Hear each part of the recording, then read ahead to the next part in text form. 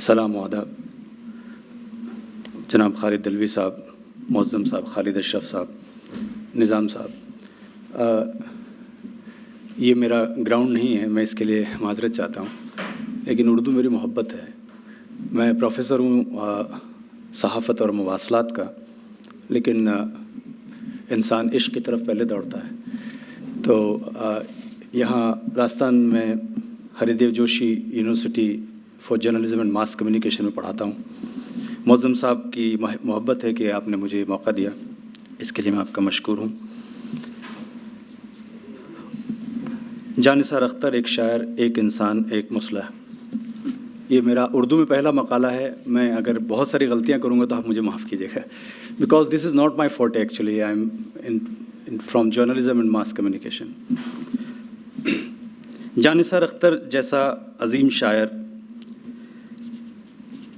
ان پر مجھ جیسے نیم شاعر کا یہ تبصرہ شاعرانہ اور فنی اسالیب کے کس خانچے میں جایابی کا حقدار رہے گا مجھے یہ تو نہیں معلوم، البتہ اختر سے میرے والہانہ لگاؤ کے لیے اتنا کافی ہے کہ دنیاوی دستور کی کہیے تو ہم دونوں جورو کے غلام ہیں، فلسفے کی سمجھیے تو ہم دونوں خاتون خانہ کے بہت بڑے طرفدار ہیں، اور دل کی سنیے تو مجھے بھی خواتین خانہ میں پہلے مظلومیت کی تلخیاں اور پھر محبوبیت کی وہ تمام تر شوخیاں نظر آتی ہیں جو اختر کی جاں نثاری کا محور رہیں۔ فرق یہ ہے کہ میرے جذبات، احساسات اور خیالات اپنے طلباء تک پہنچ پاتے ہیں، اور اختر کی فن شاعری نے ان کے اس دقت نظری کو جگ بیتی بنانے کا کام کیا ہے۔ میں صحافت اور تاریخ کے ساتھ اسلامیات کا بھی طالب علم رہا ہوں، اور میری اردو خوانی ہو یا پھر اردو دانی دراصل اسی کا فیض ہے۔ میں اس حیثیت سے یہ کہنے کا حق رکھتا ہوں کہ اسلام نے عورت کو ایک ملکہ کی حیثیت دی ہے۔ امور خانہ داری کیا، شرعاً اپنے جائے کو دودھ پلانا بھی عورت کی ذمہ داریوں میں اسلام نہیں گنتا، لیکن برا ہو مسلمانی جہالتوں کا جس نے اسے نوکرانی سے زیادہ کا مقام نہیں دیا، ویسے ہی جیسے ہندوستانی کلچر نے ہمیشہ عورت کو دوسرے درجے کا سٹیزن بنا کر رکھ دیا۔ ظلم کی انتہا تو یہ ہے کہ شعر و ادب جس کا بہت بڑا حصہ کسی نہ کسی حیثیت سے عورت کے گرد گردش کرتا ہے، اس میں بھی عورت یا تو خواہشات نفسانی کی چٹخارے کا ذریعہ ہے یا پھر اسے محبوبہ سے بھی زیادہ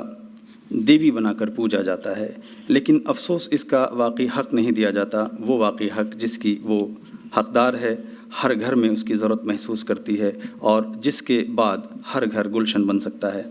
میں یہ تو نہیں کہتا کہ اختر نے عورت کو اس کا حق دلا دیا، اور اکیلا ایسا شاعر ہے جو اس مستقل تحریک کا کام کر رہا ہے۔ البتہ اختر کے شعر و ادب کی بھری نظم میں یہ شرف ضرور ہے انہیں حاصل ہے کہ انہوں نے اس صنف نازک کو اس مقام پر گہرائی سے دیکھا ہے جہاں سے زیادہ دیکھنے کی ضرورت ہے، لیکن شاید باید ہی نگاہیں اس نگاہ سے دیکھ پاتی ہیں جس نگاہ سے اختر نے عورت کو دیکھا ہے۔ انہوں نے عورت کو گھر کی دہلیز میں بیوی کی حیثیت سے دیکھا اور اس بیوی کو اس کا پورا پیار دیا۔ وہ بیوی صرف صفیہ اور خدیجہ نہیں بلکہ کسی بھی چہار دیواری کی زینت ہو سکتی ہے، جو کبھی گھریلو کام کاج میں پسینہ بہاتی ہوئی، کبھی الصبح نہاتی ہوئی، کبھی آٹے سنے ہاتھوں سے چھاتی چھپاتی ہوئی، اور کبھی رات گئے بھری نیند سے اٹھ کر دیر سے گھر آنے والے مجازی خدا کے لیے کھانا گرم کرتے ہوئے دیکھی جا سکتی ہے۔ اختر کی حساسی نے آنکھ کی طرح نہایت قریب ہوتے ہوئے بھی صدیوں سے بہت دور رکھی گئی عورت کو ہر اس مرد کے قریب کرنے کی کوشش کی ہے جس کے اعصاب پر مردانگی سوار رہتی تھی، اور جو کسی نہ کسی عورت سے پیار ضرور کرتا ہے، لیکن شاید خود اس کے لیے اپنا سہاگ لٹا دینے والی خاتون سے اپنا پیار نہیں کر پاتا تھا جتنا کہ اسے کرنا چاہیے۔ اختر کی شاعری کا یہ وہ پہلو ہے جو بہت ممکن ہے کہ خود اختر کے گمان میں نہ ہو، لیکن یہ عورت کے تئیں اسلامی نظریہ بھی ہے۔ اس کی بنیادی وجہ یہ ہے کہ گھر کے اندر کی محبت انہوں نے زندہ رکھی، اپنے لیے وقف ہو چکی اور وقف کی جا چکی صنف نازک کو بوجھ خیال کرنا اور غیروں سے شناسائی رکھنا ممکن ہے کہ شاعرانہ نظریات کے مطابق اس روش کا حامل اچھی شاعری کر سکے، لیکن یہ بہر صورت ممکن نہیں کہ ایسا اچھا شاعر بہت اچھا شوہر ہو اور ایک کامیاب معاشرتی انسان بھی ثابت ہو سکے۔ کرشن چندر نے اپنے مضمون سہاگ کے جھومر میں لکھا، کوٹ: عام طور پر شاعر اور ادیبوں نے بیوی اور محبوبہ کو الگ الگ انفرادی حیثیت دی ہے۔ شاعروں نے بیوی کو تو سرے سے ہی نہیں گردانا۔ ناول نگار بھی اپنا ناول وہاں ختم کر دیتے ہیں جہاں ہر محبوبہ بیوی بن جائے گی۔ مطلب یہ ہے کہ اب قصے میں کوئی دلچسپی نہیں رہی، ختم شد، انکوٹ۔ اختر نے گھر آنگن میں اس بات کو وہاں سے شروع کیا جہاں اکثر ناول نگار اور افسانہ نگار اسے ختم کر دیتے ہیں۔ وہی اختر کے لیے ابتدا ہے۔ ازدواجی زندگی کے ساتھ کے سکھ دکھ، باہمی رفاقت، پیار اور محبت کا گہرا گداز، جس سے اس دنیا کے کروڑوں گھر ایک خوبصورت زندگی سے جگمگاتے ہیں، اور جنہیں اکثر و بیشتر شاعر اور ادیب خاطر میں نہیں لاتے، نہ اسے شاعری میں جگہ دیتے ہیں، اور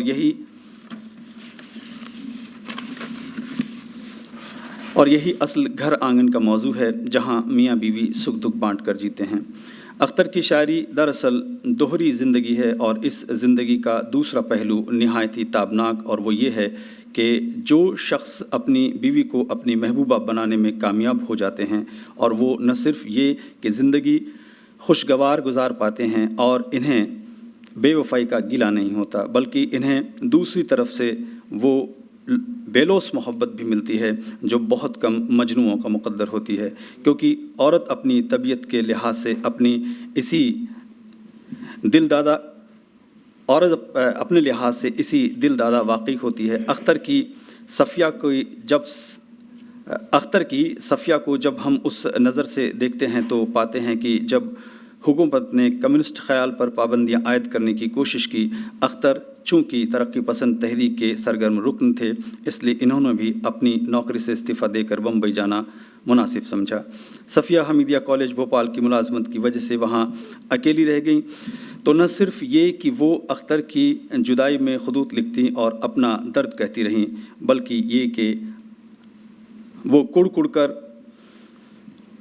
کڑ کر تبدق کے موذی مرض میں بھی مبتلا ہو گئی، اور جو کہ اختر اپنی تنگ دستی کی وجہ سے ان کا خاطر خواہ علاج نہ کرا سکے، اس لیے وہ لکھنؤ میں انتقال بھی کر گئیں۔ یعنی یہ ماننا چاہیے کہ بیوی جب واقعتاً محبوبہ بن جائے تو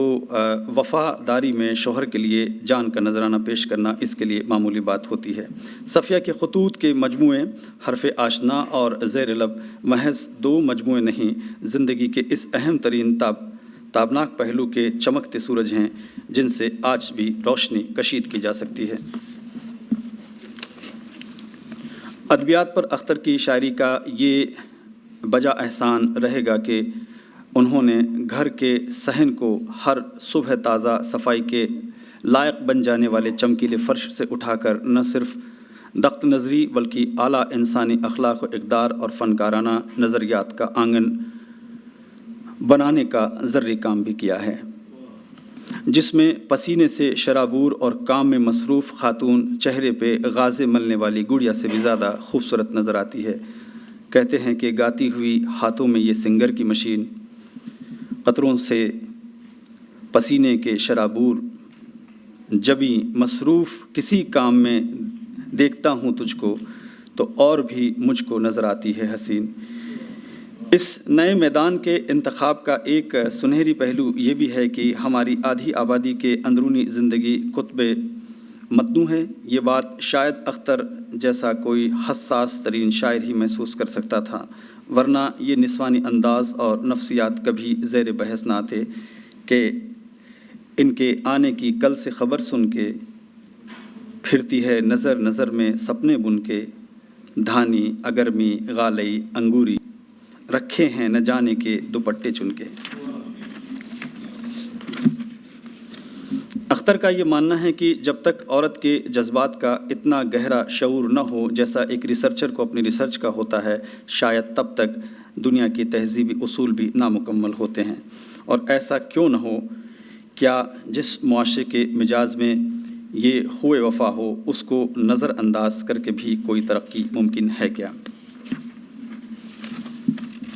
میں کچھ ایڈٹ بھی کر رہا ہوں، چھوٹا کر اختر کی اس فنکارانہ مہارت پر بے پناہ نکتہ آفرینیاں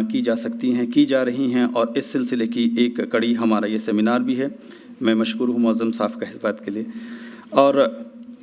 لیکن چونکہ یہ موضوع براہ راست ہماری آدھی آبادی کا موضوع ہے، ہر گھر آنگن کی درستگی کا سب سے سنجیدہ مسئلہ ہے، اور معاشرتی نقطۂ نظر سے دیکھا جائے تو سب سے حساس بھی ہے،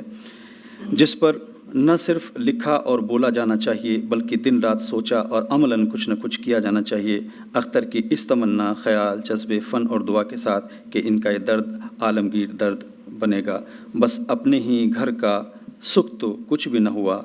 ہر گھر کو ملے گی گھر کی راحت کس دن، کس روز ہر ایک صحن میں مہکیں گے گلاب، آنگن آنگن بسے گی جنت کس دن۔ شکریہ۔